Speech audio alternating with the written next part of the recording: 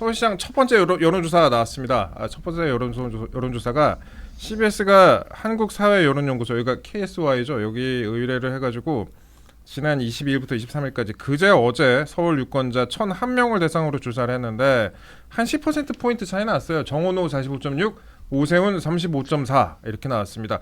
서울 전 지역에서 정원호 후보가 앞섰다. 20대만 세대에서는 20대만 오 시장이 높았다라고 그렇게 좀 결과가 나왔습니다. 이게 근데 보니까 10%포인트 정도면은 어떻게 생각해보면 또 생각만큼은 차이는 아닌가 싶기도 하고 이제부터 시작 따라잡을 수 있다라는 저는 가능성이 보이고요. 예. 박형준 시장 같은 경우도 막 전재수 박형준 20% 차이 나다가 지금은 뭐 6%까지 좁혀졌거든요. KBS. 그러니까 예. 오세훈 시장 같은 경우도 이제 본 후보가 됐고 앞으로의 선거 캠페인 과정을 어떻게 하느냐. 그리고 오늘 굉장히 중요한 기사가 언론에 많이 났는데 서울 부동값 상승 오름폭이 커졌다. 송파 9주 만에 상승세. 부동산. 서울의 모든 구가 오늘 다 빨간색이었어요. 전주 대비 부동산 상승. 네. 그러니까 부동산 잡았다라고 좋아하기도 전에 다시 또 부동산 오름세가 커지면서 전세 월세 대란까지도 이제 기사를 많이 타고 있거든요. 이런 것들이 현실화가 되면 한 달 안에 저는 이 10%는 충분히 따라잡을 수 있는 수치라고 생각합니다. 이게 민주당이 최근에 조금씩 이제 그 고개 들고 안 좋은 모습을 보이는 이유가 뭐냐면 김지호 대변인 안 된 거 보면 정확히 알 수 있잖아요. 그거 잘 알 수 있죠. 청년들을 버리니까 여기 오세훈 청년들이 오세훈한테 간다. 김지호를 버렸기 때문이다. 저는 이렇게 보고 있는데 어떻게 생각하십니까? 갑자기 뭐 멘붕이 돼요. 안 좋은 왜 추억을 다시 또 리마인드 아닙니다. 하셨고. 네. 근데 이제 제가 조금 말씀드리면 이제 뭐 어제 MBS에서 국민의힘 지지율이 뭐 15% 나왔다 이렇게 얘기를 하는데 그게 MBS 조사는요 대통령 국정 지지율을 먼저 처음 물어보고 또 국정 방향에 대해서도 물어봐요. 그러면 사실 옛날에 윤석열 대통령 때도 민주당 지지율이 낮게 나왔어요. 그래서 장 대표가 좋아할 말씀인데. 국정 제가 이건 사실이야. 장동혁 지킴이 하려고 하고.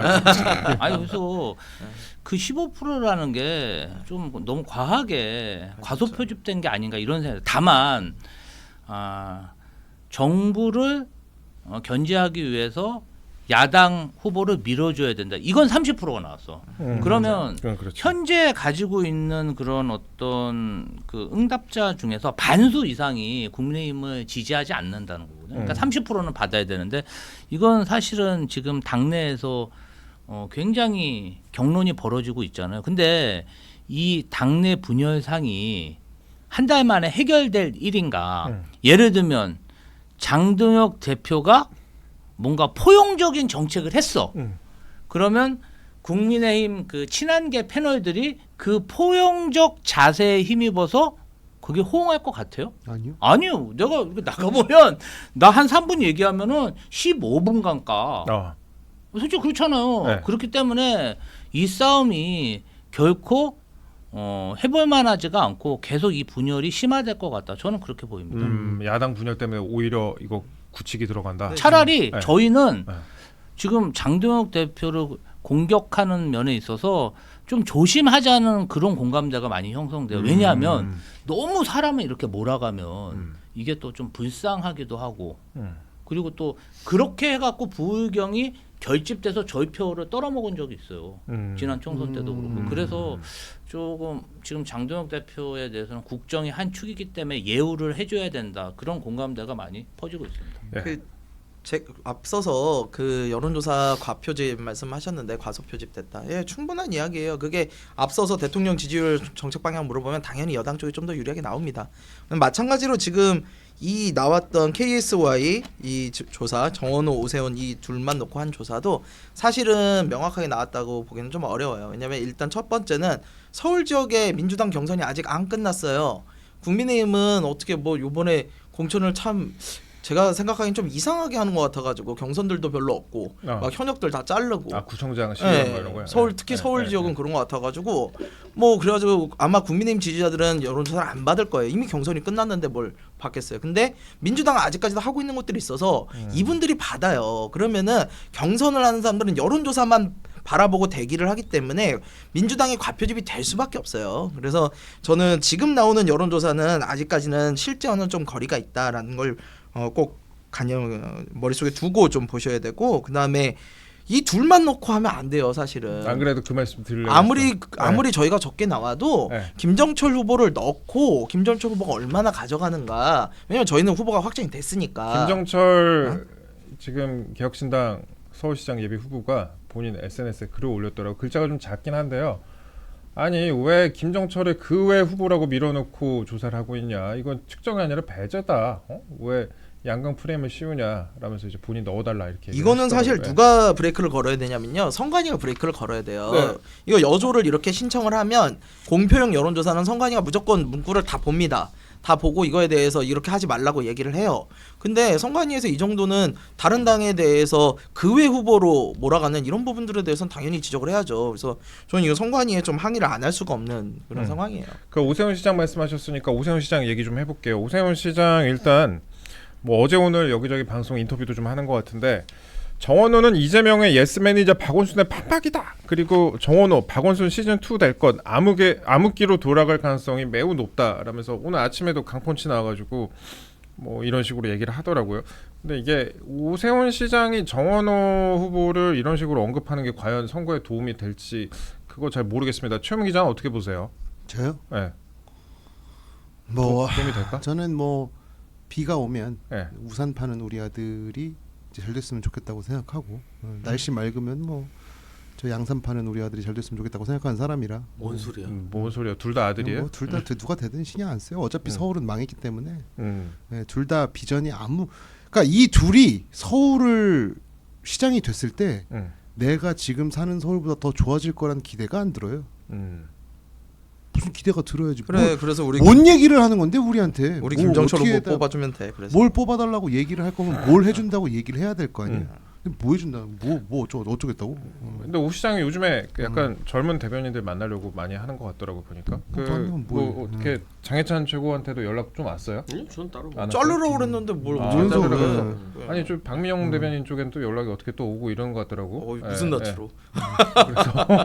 아니, 근데 뭐 오시네.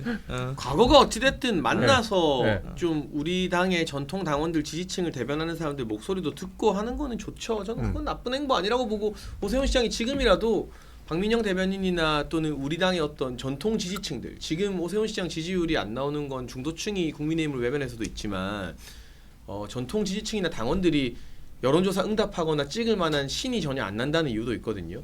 그런 부분을 극복하기 위한 노력을 오 시장님이 해주신다면 그 자체는 굉장히 긍정적인 움직임이라고 평가하고 싶습니다. 근데 주로 근데 메시지가 크게 잡히는 게 그 장동혁 대표 관련된 기사가 많이 잡히더라고. 오세훈 시장 발로 장동혁 결단 필요한 시점은 오지 않았나 생각한다. 눈에 덜 띄는 게 선거에 도움이 된다. 자숙 결단의 시점이다. 이렇게 하는데 장동혁 대표 관련된 메시지가 계속 이런 식으로 보도가 좀 나오고 있어요.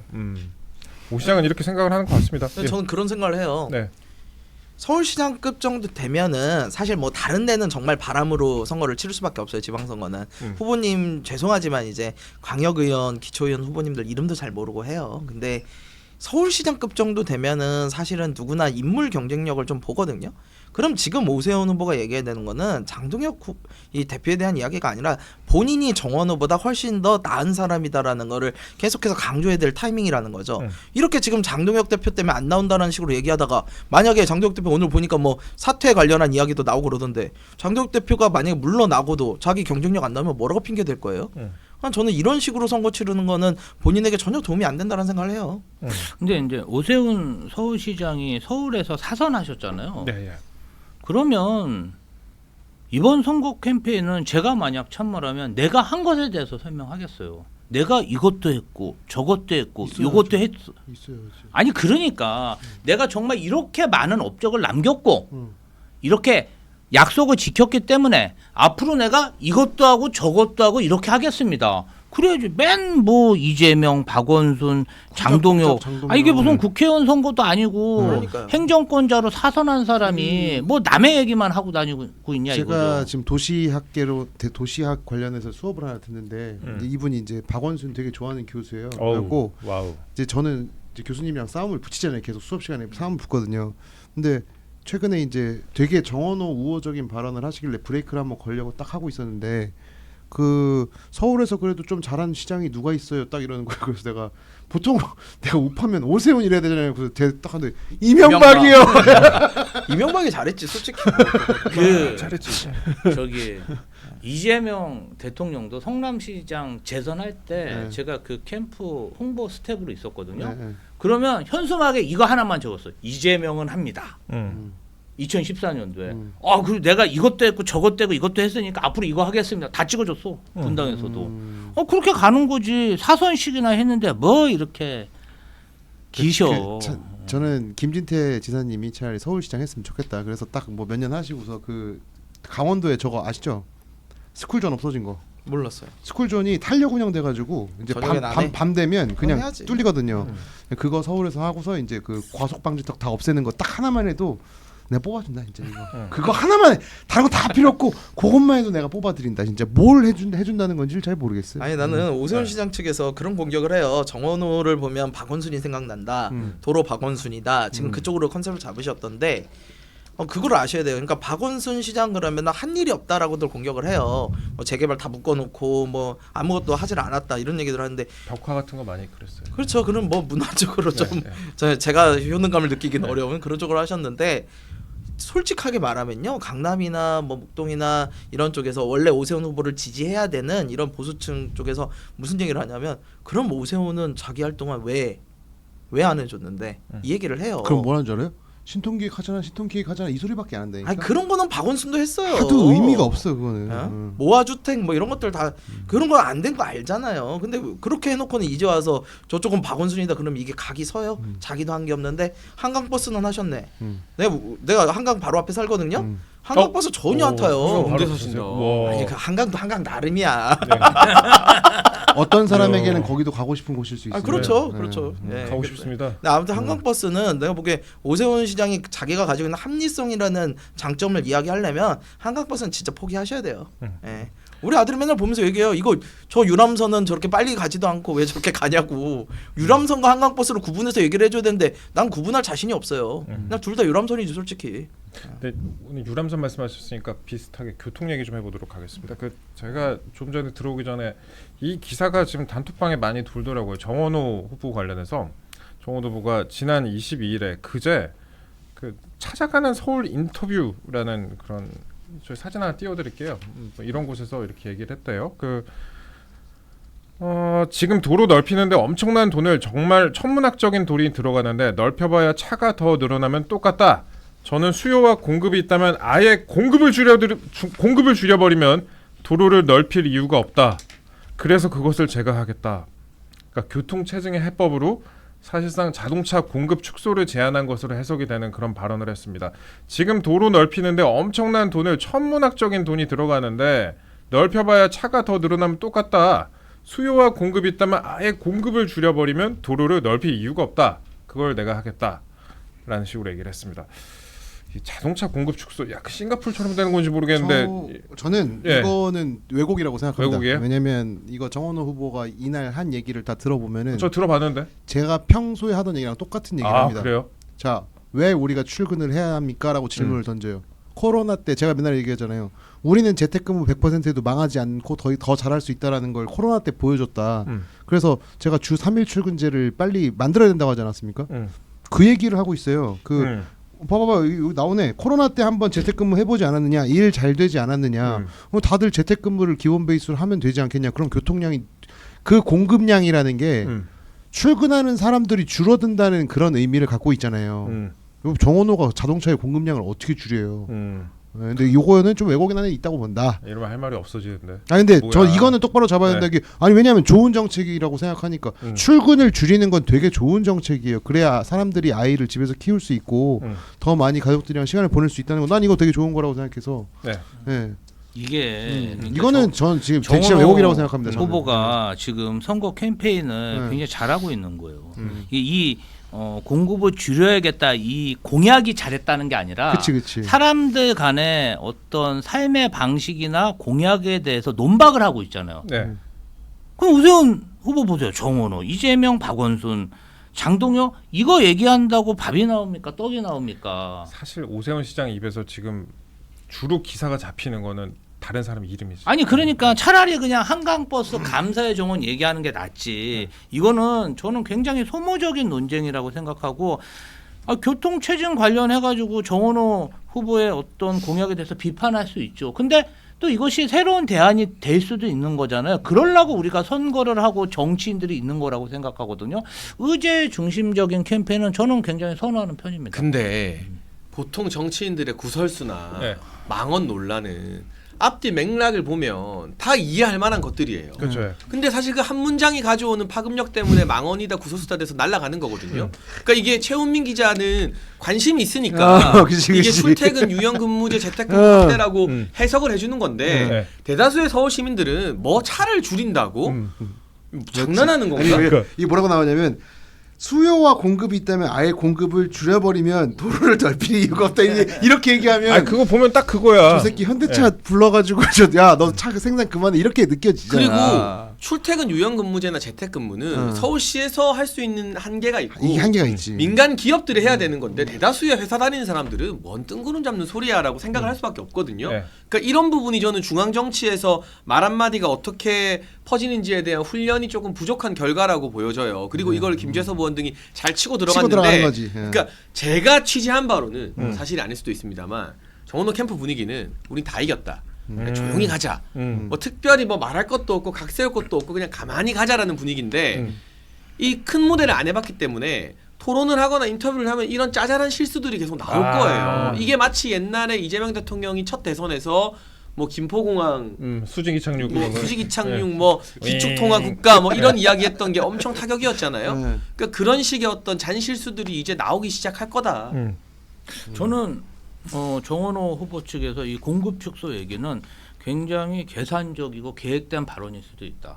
왜냐하면 정책이라는 게 홍보하는 게 굉장히 어려워요. 그렇죠. 내가 아무리 공약 발표를 해도 사람이 관심을 안 가지고 떠들지 않으면. 비판을 안 하면 뜰 수가 없거든요. 그리고 나서 또 자기한테 설명할 기회가 생기는 거잖아요. 그런 면에서 보면 이 공약 제시 잘했고 말도 어느 정도 우리가 이렇게 이야기할 정도로 화제를 모았다면 성공적이다 이렇게 평가합니다. 근데 그건 2위 전략이라고 저는 봐요. 2위들은 그렇게 하는 게 맞아요. 2위는 나의 목소리를 내고 그거를 이슈로 끌어와 가지고 붙으면서 커지는 건데 제가 정원호 캠프면은 저는 조용히 가겠어요. 지금 여론조사상으로도 그렇고 어차피 지금 민주당의 지지세가 세기 때문에 당 이름으로 선거 치르면 되거든요. 그냥 제가 정원호 캠프면 이런 얘기를 안 하죠. 저는 이런 얘기가 나오는 거는 캠프가 좀 아마추어다. 1위 전략을 쓰지 않는다라는 생각이 좀 들고요. 그다음에 두 번째는 이 지금 공급을 줄이면 뭐 도로 넓힐 이유 없다. 저는 여기서 느끼는 게 이게 어떤 방향에서 나왔는지는 뭐 말씀하신 대로 뭐 출퇴근의 이야기는 몰랐는데 중요한 거는 이 사안을 대하는 방식이거든요. 저는 경제학을 생각을 해보면요. 어떠한 상황에서 공급과 수요가 있을 때 공급을 정부의 마음대로 이렇게 줄여버릴 수 있다. 이 부분은 굉장히 심각한 문제예요. 이 부분 우리가 자유경쟁 시장 속에서 계획 경제도 아니고 아니 그러면 어떻게 하자는 거예요? 자동차를 뭐 한 집에서 2대 살라고 그러면 2대째는 못 사게 하겠다는 거예요? 아니면 그 도심 출입 통행료 뭐 그런 거 있잖아요. 아니 그렇죠. 네, 그런 식으로 거죠. 네. 세금을 통해서 간접적으로 수요를 줄일 수는 있어요. 근데 이건 공급을 줄이자고 그러잖아. 이 이야기는 부동산으로 그대로 옮겨가면 무슨 말이냐면 아니 우리가 지금 집이 부족해. 그래가지고 계속해가지고 집값이 올라. 그러면은 집을 더 짓거나 그래야 되는데 그게 아니라 애를 안 낳으면 집 더 지을 필요 없다.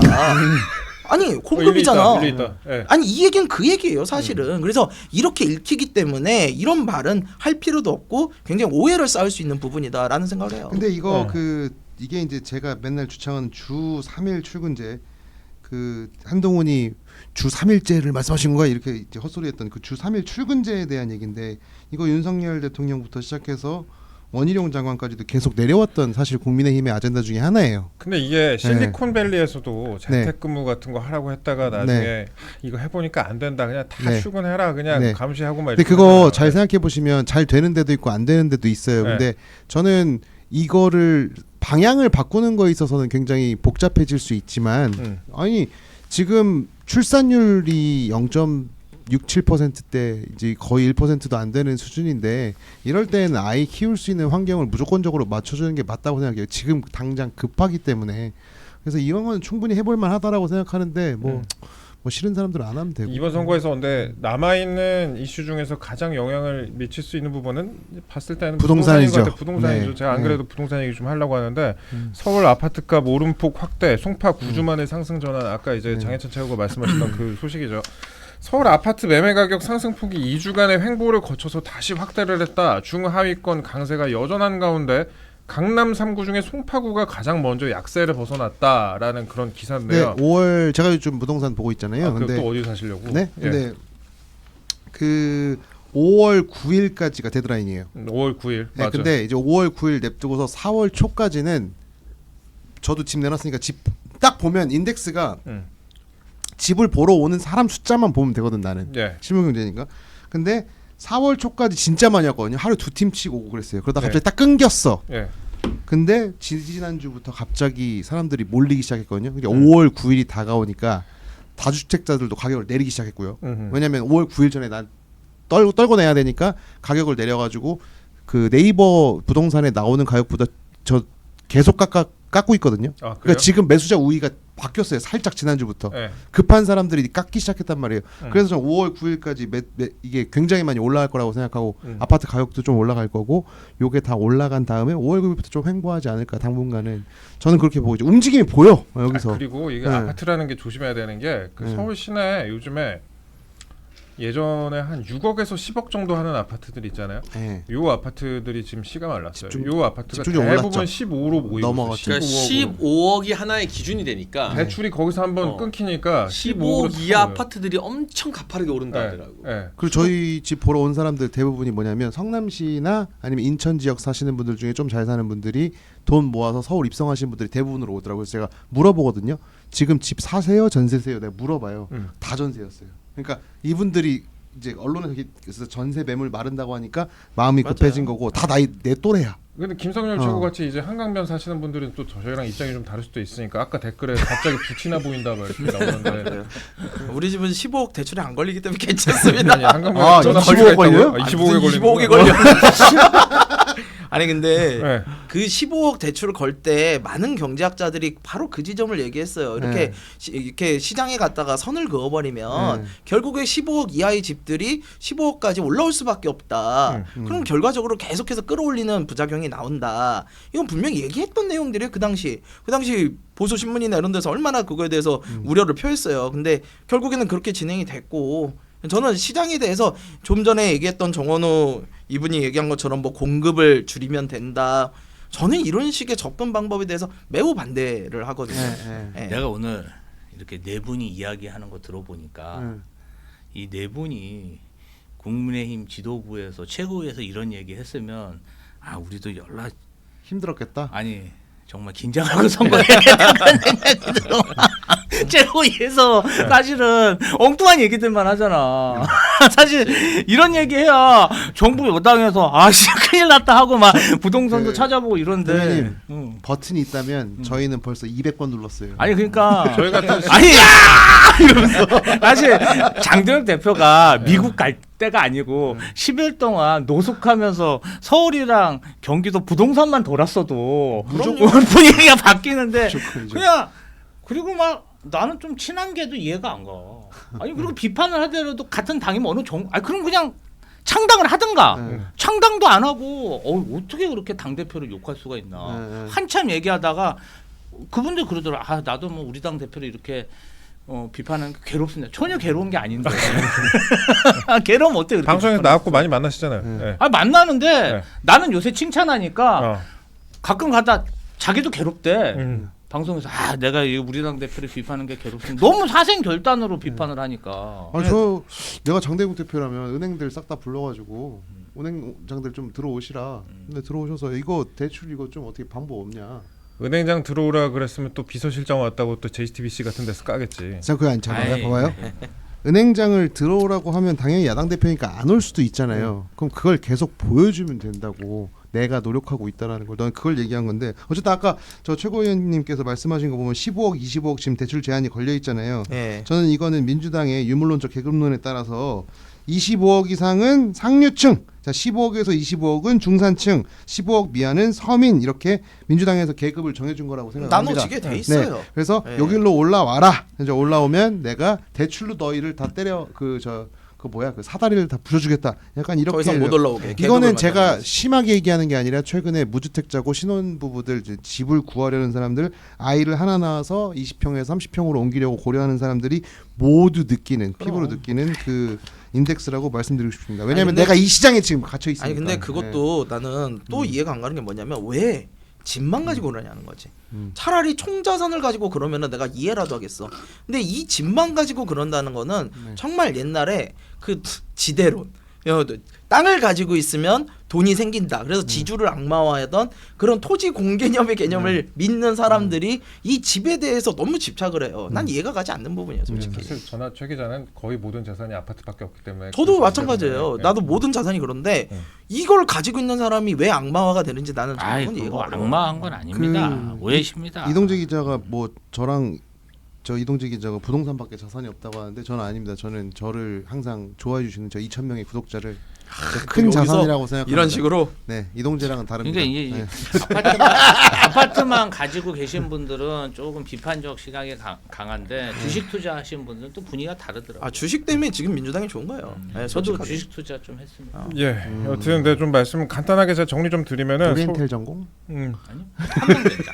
매매 가격 상승률이 서울 같은 경우에 0.15%까지 지난주 대비 직전주 대비해서 평균 0.15% 올랐다. 지방 같은 경우는 또 빠지네요. 지도 보니까 대구나 뭐 어디 부산이나 대전이나 광주나 다 엄청 빠지고 그 있는데 양극화가 심해지고 있는 양극화지, 거죠. 이거 양극화들은. 작년 주식도 그러잖아. 전세도 삼성전자하고 올려- 하이닉스만 오르잖아. 전세도 올려주면 전세가 지금 특히 문제야. 전세가 작년 전세 12월에 그래프. 최고가 찍었거든요. 거의 아파트 대부분들. 음. 그 최고가보다 조금 높거나 비슷한 수준의 실거래가가 5월 전에 굉장히 많이 찍힐 겁니다.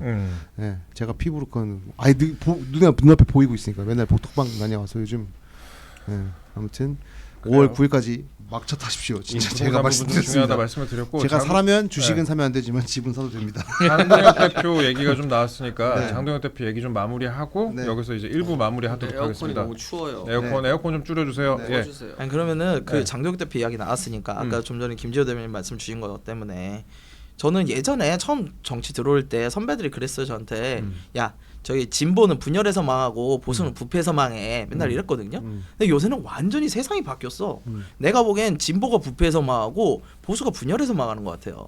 지금 사실 민주당 내에서 명청 갈등 밖에서는 잘 모르실 거야. 근데 내부에서는 정말 치열하게 싸우거든요. 지금 예를 들어가지고 전북지사 사건도 그렇고 그 안호영 그 의원 지금 단식하고 있는데 와보지도 않는다고 쓰러져요. 이현주 최고가 가가지고 직접적으로 비판을 하더라고. 사실 저 안에서 되게 세게 싸우고 있는데 국민들 잘 몰라요. 왜? 저기는 안에서 싸워. 어쨌든 안에서 싸우는 소리 밖에 안 나가게 하려고 부부싸움을 하는데 창문 닫고 싸운다고. 문 닫고 싸워. 그러니까 밖에선 분열을 잘 모르겠어. 근데 국민의힘은 아니잖아요. 국민의힘은 창문 열고 메가폰 틀고 있어요. 예? 저희 싸우고 있어 이러고 있잖아. 그 당이 쪼그라들어가지고 어. 샤시가 없어졌어. 아 샤시가 없어져서 그런 거야? 네. 아 참 불쌍하다. 장동혁 대표에 대한 압박이 당 내에서 지금 여기저기서 나오고 있는데 장동혁 대표 오늘 아침에 뭐 기자들한테 한마디 했습니다. 사퇴가 선거 승리에 도움이 되냐? 뭐라고 얘기를 했냐면요. 그리고 또 페이스북도 올렸더라고요. 페이스북도 올렸고 그것도 이따 띄워주세요. 사퇴가 도움이 되냐? 최근 다른 여론조사 추이와는 조금 결이 다른 조사였다. 그 MBS 15% 나온 거. 그리고 우리 내부 여러 갈등으로 인해서 힘이 하나로 모이지 못하고 있는 것도 지지율이 낮은 원인 중에 하나다. 지지율 관련해 재거취 내지는 사퇴에 대한 이야기들이 있는데 지방선거 40일 앞둔 시점에서 당대표 물러나는 게 책임을 진정 다하는 건지 진정 지방선거 승리에 도움이 되는 건지 여러 고민을 하겠다라고 밝혔습니다. 고민을 하겠다라고 그랬는데 이거 그러니까 물러나지 않겠다라는 뜻으로 풀이가 좀 되는 것 같아요. 우리 네, 그리고 추가로 정책은, 또 예. 글도 올렸어요. 예. 페이스북을 보면요, 예. 제가 읽어드릴게요. 내 거취에 대한 말이 많다. 당 대표가 된 이후로 지방선거 승리를 위해 달려왔다. 예. 상황이 좋지 않다고 당 대표에서 물러나는 것은 책임지는 정치인의 모습이 아니다. 그런 정치는 장동혁의 정치도 아니다. 최선을 다해 지방선거를 마무리하고 당당하게 평가받겠다. 방미에 대해서도 성과로 평가받겠다. 야당 대표로 할 수 있는 것들 해야 할 것들을 하기 위해 최선을 다했다. 시간이 지나면 성과도 보일 것이다라고 글을 올렸습니다. 그러니까 혹여라도 사퇴 가능성이 있는 거 아니냐는 여론을 일축시키기 위한 아니, 글로 보입니다. 이게 답답한 게 연합인가 여기서 물어본 거에 답해서 지금 아침에 불거진 거잖아요. 그럼 저럴 때 그 저기 서울시당에 있는 배현진 의원이나 사퇴 거치 고민해야 되는 거 아니냐? 어제 보도 보니까 심각하던데 이러고 그냥 가면 안 돼? 왜 이걸 하고서 또 해명을 하는 거야? 그러니까 프레임 속으로 계속 들어가고 있죠. 왜 프레임 속으로 계속 들어가는 거야? 그냥 툭 던지면 배현진 쫄아갖고 이거 어떡하지 이렇게 할 텐데. 그거 뭐 좀 많던데 뭐 이런 식으로 하면 되는 건데. 제가 진짜. 봤을 때는 장동혁 대표가 지금 이 맡고 있는 총량 있잖아요. 이게 거의 사람이 버틸 수 없는 정도의 비난을 받고 너무 있기 여기저기서 때문에 받으니까, 이게 사실 압박이라는 게 정도껏 들어와야 본인이 이것에 대해서 옛날에 뭐 돌부처라 그랬잖아요. 나는 아무 말도 안 한다. 근데 그 정도 압박이 아닌 거예요. 그렇죠. 그래서 뭔가 반응을 보일 수뿐이 없고 그런 것인데 지금 이제 보면은 그 국민의힘에서 발생하던 모든 사항에 대해서 책임이 따르잖아요. 예. 그러면 그 구성원들이 이 모든 책임은 결론적으로 장동혁이다. 그러면 이 모든 책임이 장동혁에게 있습니까? 사실 큰 책임은 있죠. 있죠. 그러나 각자가 이 당이 이렇게 갈 때까지 일조한 부분이 있는 거잖아요. 뭐 당이라는 게 정치 결사체고 사실은 이해관계가 다르고 뭐 각자 도생이라고 이야기는 하지만 결론적으로는 얼만큼 결속력이 있냐, 얼만큼 연대력이 있냐 이게 중요한 건데 이게 다 지금 각자 도생으로 뿔뿔이 흩어지고 저는 제가 어제 굉장히 인상적으로 본 게 뭐냐면은 주호영 의원이 네. 대구시장 불출마를 선언하면서 막 뭐라 얘기해요. 뭐 지도자로서 자격이 없고 뭐 이익만 따지고 자기 얘기야. 장동혁 얘기가 아니고 내가 봤을 때 본인 얘기하는 거야. 선다무사 아니 뭐 5선 6선에 국회 부의장까지 하고 대구시장 나가가지고 컷오프 된 게 뭐가 그렇게 억울해? 경기지사 나가지. 나가지도 못하면서 대구시장 그냥 끝까지 자기 은퇴할 때 한 자리 차지하려고 나간 거 아니야? 근데도 뭐 그렇게 비난하는 모습을 보면서 제가 좀 이게 정말 정당의 참 모습인가 그런 생각이 좀 들었어요. 어저께 주호영 의원님 그 글은 저도 사실은 좀 그랬어요. 왜냐면은 사실 나는 개인적으로는 그렇게 생각해. 이진숙 위원장이 나 왜 잘랐냐 그러면은 참 궁금할 것 같긴 해. 왜 잘랐는지 모르겠으니까. 근데 주호영 의원님은 많이 하셨잖아요, 솔직히. 그냥 그러면은 당의 입장에서는 신인을 키울 수도 있고 그래서 할 수도 있어요, 컷오프. 나는 당 입장은 이해가 가거든. 근데 이제 자기 잘랐다 물론 본인은 반발할 수 있지. 근데 어저께 그 입장문을 보니까 막 구절에 굉장히 세게 장동혁 되게 대표한테 길고 셌어요. 한자로 쓰셔가지고 이렇게 품격 있게 쓴다고 내용까지 품격 있어지는 건 아니에요.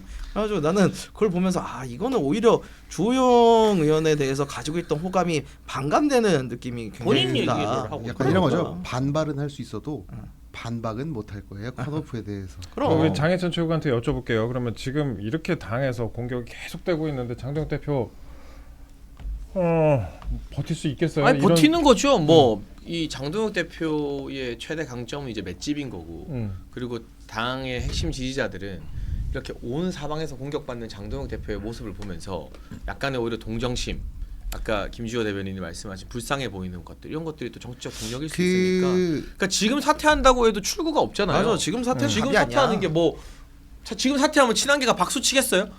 아니에요. 그냥 버텨서 지방선거 성과 내고 그 결과에 대한 평가 받는 게 사퇴해도 이번 선거는 장동혁 때문에 졌다 그렇게 그럴 거야. 말하겠지. 그 아까 말씀하셨잖아요. 장혜수 최고가 그 이제 맞을 때 동정표가 나온다. 이제 동정을 누가 해줄까요? 동정을 누가 해줘요? 지지자들이 지지자들이 누군데? 당원들이 누가 지지해요? 나는 이 사람이 어떠한 그러니까 누군가에게 엄청 두들겨 맞고 있었는데 누가 와서 당대표가 갖고 나도 같이 맞아줄게 라고 하면 누군가를 보호해줘서 동지의식이 생겨야 그 사람에 대한 동정 여론이 생기는 거잖아요. 근데 이상한 애가 맞고 있으면 그러니까 가령 어떤 사람이 이상한 짓을 해서 맞고 있어. 그럼 우리가 거기다 대고 동정하나요? 쌤통이라고 생각할 수도 있잖아요. 그러면 나는 장 대표님이 지금 자기가 누구랑 손잡고 누가 가장 많은 피해를 보고 그 사람의 우산이 어떻게 돼줄 것인가를 고민하는 시간이 돼야 한다고 생각합니다. 근데 그것도 지금 안 했고 여기 아까 보면은 뭐라고 했어요? 친한계 진종호 의원에 대한 어떤 조처를 할 것인가 질문하니까 뭐라고 했냐면 분명히 분명히 입장을 밝혔다. 자기 페이스북에 배현진 이름 한 번 올린 적이 없고 이런 문제에 대해서 정확하게 아니 이 사람 이러면은 탈당하시고 운동선수 출신이니까 진정한 그렇게 의리 있는 모습 보여주고 싶으면 탈당하고 옷 빼고 나가서 무소속 옷 같이 입고 선거운동 도와주십시오. 그게 남자 아닙니까? 이렇게 한마디 못하나요? 이 상황에서? 난 이거는 장동혁 대표가 지금 자기가 잘 지켜야 될 사람들이 누군지 잘 판단하고서 그거 같이 우산으로 비 맞아주는 사람이 돼야지만 동정표를 얻고 그 다음에 출구 전략을 짤 수 있다고 생각합니다. 예, 이대로라면 저는 맷집 좋은 거 증명해봐야 출구가 없다. 예, 자기 편들 잘 챙겼으면 좋겠다. 이렇게 생각합니다. 예. 아니, 장동혁 대표는 좀 저희 대통령님이 인도랑 베트남도 순방 갔다 오셨으니까 네. 그것도 국정의 한 축이고 네. 이 순방 성과에 대해서 정청래 당대표랑 뭐 오찬이라도 하면서 좀 설명을 해주는 기회가 좀 있었으면 좋겠어요. 좀 예우를 하고 그래야지 지금 이제 저희가 지지율이 좀 높다고 해서 계속 이런 분위기로 가면 또 부의경에서 굉장히 낭패 보일 수도 있거든요. 옛날에 진짜 2년 전 생각하면 아찔해요. 부의경에서 부산에서 한성 나올지 전혀 예상하지 못했었거든요. 그러니까 그게 보이지 않는 움직임이 있기 때문에 조금 상대 정파를 때려도 정도껏 때려야지. 지금 저희도 너무 상대 당 대표에 대해서 조롱하듯이 얘기하는 것은 배현진한테 얘기하는 거예요? 저기 민주당한테 얘기하는 거예요? 우리 당 좀 삼가하고 조심해야 된다. 민주당? 예, 좀 근데 맞는 분야로 좀 깔려가지고 배현진한테 얘기하는 건가? 아까 뭐 동정 이야기 하셨는데 예, 맞아요. 누군가를 보호하다 맞으면은 굉장히 동정이 크게 일겠죠. 당연하죠. 근데 이상한 사람을 때려도 이상한 사람이 너무 많이 맞으면 그래. 그것도 또 측은지심이 생겨요. 그러니까 지금은 장동혁 대표가 너무 많이 맞는 상황이다 보니까 장동혁 대표 저도 잘한 거는 그렇게 크게 보이지 않아요. 특히 무엇보다 미국 이야기는 더 이상 본인이 안 꺼내는 게 나는 낫다고 봐요. 그냥 넘어가고 이제 선거인데 나 빨리 선거하겠다. 아니, 그냥 근데 그렇게 가도 되는데 그 이야기를 계속 붙잡고 그거 해명하고 이러고 있으면은 더 좋을 건 근데 없어요. 그 종편에서 뭐 미국 뭐 국무부 뭐 차관보 비서실장이라고 네. 답변을 받아 팩트 체크한 걸 제가 차관의 봤는데 비서실장. 예. 아이 뭐 그것까지 자, 팩트 체크 이거는 해가지고 제가 말씀하신 아, 제가 이거는 조금 그 국민의 힘의 실책인데 이제 자 분명히 이 이제 고관 대작 아저씨들 이랬을 거야. 야 그래도 차관보는 만나야지. 그 명함에 이제 집중을 해서 차관보 만난지 안 만난지 모르지만 그 비서실장이랑 사진 이렇게 올리면서 이렇게 대충 얘기하자 뭐 이렇게 넘어갔겠지. 왜냐면 그 사람들은 사진이 중요합니다. 사진 중요합니다. 근데 이제 사진이 만약 못 찍었다 그러면은 이거를 바로 틀어야 되거든요. 그럼 자극적인 메시지를 덮어야 되는 거예요. 미국 가서 뭐 누구 만났다 이게 아니라 누굴 만났다가 아니라 어떤 이야기를 국무부 핵심 관계자랑 했다. 그 얘기가 뭐냐? 이재명 대통령이 실책을 하고 이스라엘이나 이란에다가 돈 퍼준 거에 대해서 여기에 대해서 내가 소상히 설명을 했고 미국에서도 오해하지 않겠다라고 해서 그걸 다 조정하고 왔다. 그럼 땡이잖아요. 사실만 넣어놓은 거잖아. 근데 꼭 고관 대작을 누굴 만났다라는 얘기를 계속 어떻게든 말해야 된다. 이게 전통적인 흔히 말하는 고관 대작들이 나 누구 만났어 이거거든. 이거 갖다 버리고 메시지로 가서 써야 된다고요. 그러니까 답답한 거야. 언론사에서 뭐 그렇게까지 팩트 체크를 하냐 저는 그 말이에요. 해야죠. 윤미향이 옛날에 아프리카에 돈 보냈다고 해갖고 우리 팩트 체크 다 해가지고 윤미향이 돈 안 보낸 거 이런 거 다 데려왔잖아. 봤는데 뭐 차관보나 차관 비서실장이나 뭐 거의 뭐 또 이제 다 의미가 없어. 아니, 그러니까 그 메시지를 옛날에 이런 일이 있었어. 그 우리 송영길 대표님 지금은 당에서 굉장히 선당 후사의 화신. 이분만은 꼭 지켜줘야겠다 이랬는데 그가 뭐 한 1, 2년 전만 해도 송영길 대표 욕하는 당내 분위기 엄청 셌거든요.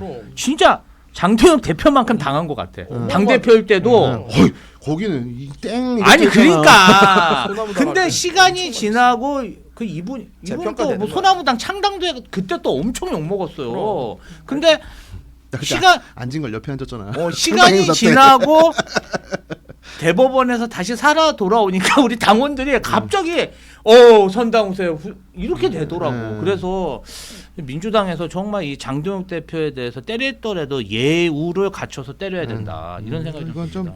근데 그 이야기 잠깐만 하면은 그 저게 있어요. 이거를 그러니까 비판하시는 분들이 많더라고. 뭐 누구를 만나고 왔다라는 건데 내가 비판의 초점이 조금 이상한 것 같아서 첫 번째는 어떤 기사에서는 그렇게 얘기하더라고요. 임명직 만나고 왔다고 되게 공격을 하던데 뭔 상관이야? 아니 임명직이 더 높은 거야. 왜 외교 관계에선 그게 중요하냐면 여러분들 이렇게 시험 봐가지고 올라가신 분들도 중요한데요. 누군가 정치인이 가서 만날 때는 그 최고 권력자와 어느 정도의 거리에 있는 사람을 만나느냐가 중요한 거예요.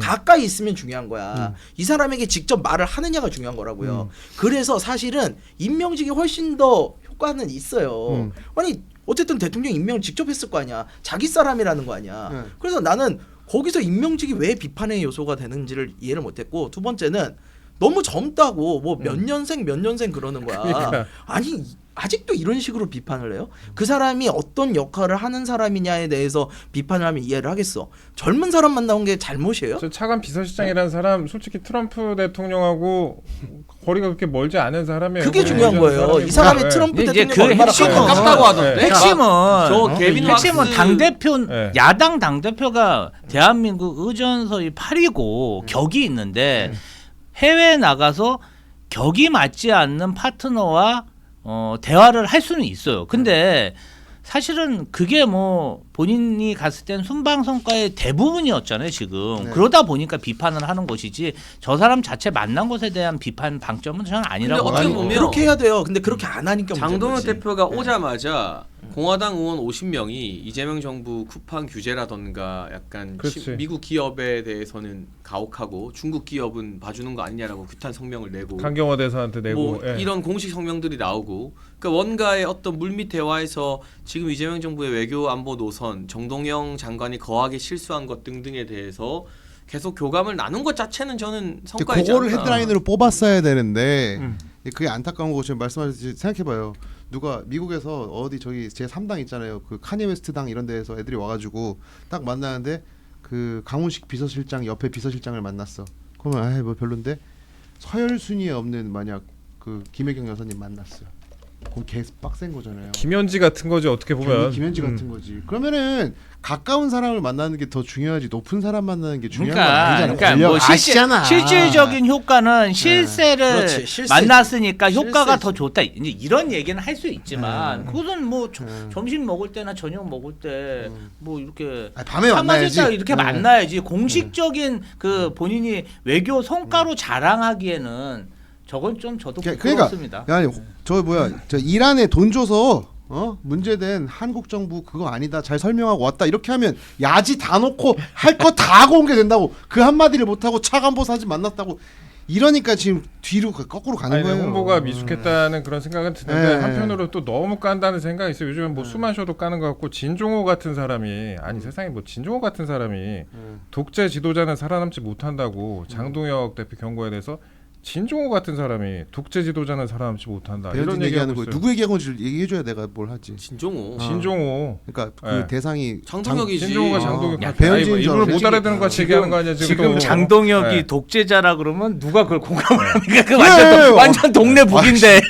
지금 독재자한테 당신 그만둬, 당신 후보에 지미하라는 말을 어떻게 합니까? 그럼 저기 또 다른 더 큰 독재가 아니, 계신데 근데 진종호 의원님은 한동훈 전 대표가 오지 말라고 내놔. 그랬다면서요. 오지 말라 그랬어요. 오지 말라 그랬고 뭐 원룸 하나 잡아놨다 그러는데 진종호 의원 가수표 도움도 안 될 사람이에요. 이 사람은. 그러니까 도움이 안 되니까 오지 아니, 말라고 네. 그런 그랬지. 사람이 오지 그렇죠. 총쏠까봐 그런 거야. 비례대표는- 총쏠까봐.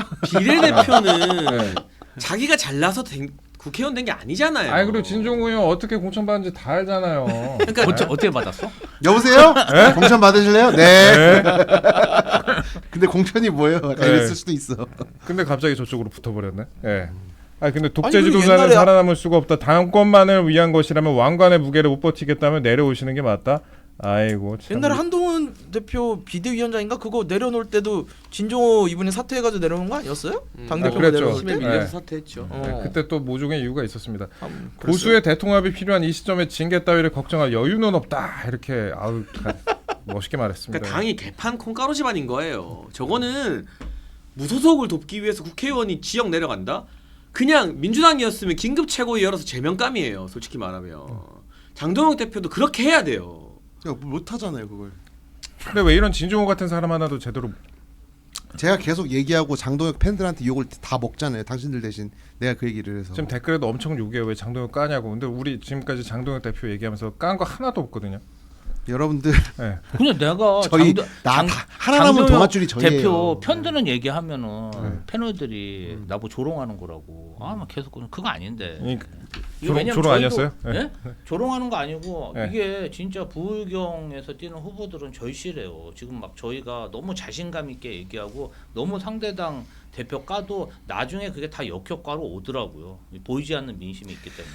어쨌든 또 다시 한번 말씀드리지만 지금 국민의힘 배현진 서울시당 위원장이 그 국민의힘 어린 친구들 20, 30대 친구들을 모조리 다 싸그리 다 숙청하고 있습니다. 장대영 대표님은 이거 빨리 바로잡아서 당의 미래를 반드시 이번에 살려주셨으면 좋겠습니다. 예. 그래요. 뭐 이 정도 저희가 준비를 했습니다.